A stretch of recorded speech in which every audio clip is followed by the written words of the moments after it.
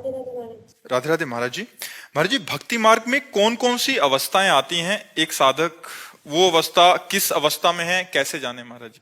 अवस्था को तो वही तो आपसे कह रहे ना, भौतिक बातें बाहरी देखकर जानी जा सकती हैं, आंतरिक स्थिति को जानने के लिए ये लक्षण हम बता रहे हैं। ये जिसके हो वो समझ ले हम परमार्थ में चल रहे हैं। शांतिरव्यर्थ कालत्वम, विरक्तिर्मान शून्यता, आशा बंधा समुत्कंठा, नाम गाने सदा रुचि, आसक्तिस्तद गुणाख्याने, प्रीतिस्तद वसति स्थले। अब इसकी व्याख्या करते हैं। शांति, हमको कोई गाली दे, हमें कोई मारे, हमें कोई फर्क ना पड़े, पहला लक्षण। जब भगवान कपिल देव जी संत का लक्षण बताते हैं तो उसमें भगवान तितिक्षवा कारुणिका, पहला लक्षण तितिक्ष। तो इसमें शांति, इतनी बड़ी शांति तुम्हारे अंदर हो कि तुम्हारा अपमान हो, तुम्हें कोई मारे, तुम्हें कोई गाली दे, तुम्हारा हृदय उसके प्रति बुरा का करने का भाव न बना पावे, उसका मंगल सोचे कि भगवान इसको सद्बुद्धि दे, ये स्वस्थ रहे, इसको भगवान मंगल करे, कभी इसका मंगल ना हो। किसके प्रति? जो हमें मार रहा है, जो हमें गाली दे रहा है, जो हमारी निंदा कर रहा है, जो हमारा अपमान कर रहा है। शांति, इतनी बड़ी शांति होनी चाहिए, तब समझे कि हम भक्ति मार्ग में चल रहे हैं। अभी वो स्थिति को प्राप्त नहीं, स्थिति तो आगे वर्णन हो रही है। शांति अव्यर्थ कालत्वम, एक मिनट भी भगवान से अलग समय नहीं जाना चाहिए। तद विस्मरणेन परम व्याकुलते थी, भगवान का विस्मरण होते ही व्याकुलता पैदा हो जानी चाहिए। मैं कैसे भूल गया भगवान को? एक क्षण भी भगवान का चिंतन नहीं छूटना चाहिए। अगर छूट गया तो वो व्यर्थ समय चला गया। अव्यर्थ कालत्वम, व्यर्थ समय नहीं जाना चाहिए। ये अभी चलने की बात है। शांति अव्यर्थ कालत्वम, विरक्तिर, लोक परलोक के भोगों से वैराग्य, किसी के भी भोग भोगने की इच्छा नहीं। ये जो भक्ति का साधक है उसकी जो ऊंचाई होती है वो होती है विरक्तिर।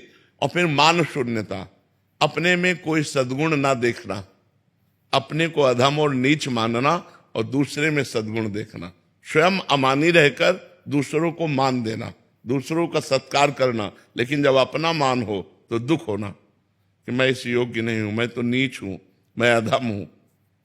अमानिना मान देना, कीर्तनीया सदा हरि, जो सदैव भगवान का चिंतन करते हुए अमानी रहता है, दूसरों को मान देता है, वो भक्त है।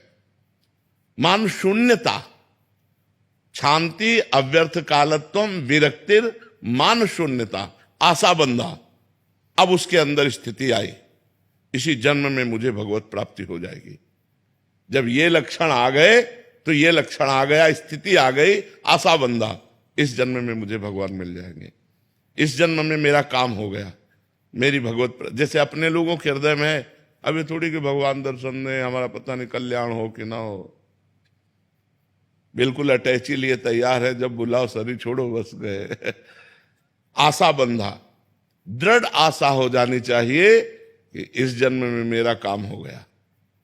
क्योंकि शांति अव्यर्थ कालत्वम, विरक्ति, मान शून्यता, जब ये लक्षण आए तो एक महान स्थिति आ गई कि अब इस जन्म में मुझे भगवत साक्षात्कार हो जाएगा, मेरा काम हो गया। समुत्कंठा, हर समय एक आनंद, एक अद्भुत आनंद। जैसे हमसे पूछा किसी ने कि आपको कैसा आनंद लगता है, तो हम कहा पहली बात तो वाणी से बता ही नहीं सकते, क्योंकि किसी प्राकृतिक वस्तु के सुख को आप वाणी से नहीं बता सकते। जैसे आपको एक रसगुल्ला खवाया जाए, कैसा लगा? आप कहोगे मीठा। कैसा मीठा? बहुत मीठा। नहीं, बहुत मीठा कैसा? तो आप कहोगे खा के देख लो। इसके आगे आप नहीं वर्णन कर सकते। प्राकृतिक वस्तु के स्वाद को भी आप स्पष्ट वर्णन नहीं कर सकते, तो अप्राकृतिक भगवदानंद का आप वर्णन कैसे कर सकते हैं? तो हमने उदाहरण दिया कि जैसे नए लड़के को बहुत सुंदर लड़की जो बहुत अच्छी लगती हो और उससे ब्याह तय हो जाए तो उसको कैसा आनंद होगा? उससे करोड़ों गुना बनकर के हमारे हृदय में आनंद हर समय बना रहता है। इसीलिए किडनी फेल हमको दुख नहीं पहुंचा पाती। हर समय भगवदानंद, समुत्कंठा, हर समय एक उत्कंठा भगवान से मिलन की, एक भगवान के चिंतन का अद्भुत आनंद। नाम गाने सदा रुचि, भगवान के नाम में इतनी रुचि हो गई कि त्रिभुवन की राज्य लक्ष्मी दे दी जाए तो भी नहीं छोड़ सकता। आसक्ति तद्गुणाख्याने, जिसके पास बैठ गया भगवान की चर्चा शुरू हो गई, वो भगवान की चर्चा सुने और कहे बिना रह नहीं सकता। और प्रीतिस्तद वसति स्थले, जो भगवान की अवतार लीलाएं हैं, जैसे अयोध्या है, मथुरा है, काशी है, द्वारिका है, वृंदावन है, इनमें उसकी प्रीति हो जाती है। मेरे भगवान की नगरियां हैं, मेरे भगवान के धाम, पवित्र स्थानों में उसकी आसक्ति हो जाती है। बार बार जाना, दर्शन करना, रहने की इच्छा करना, ये पवित्र भाव उसके अंदर जागृत हो जाते हैं। यदि ऐसे भाव आ जाए तो जान ले भक्ति संपूर्ण अपना रंग जमा चुकी है। किसका प्रश्न था, समझ में आई बात?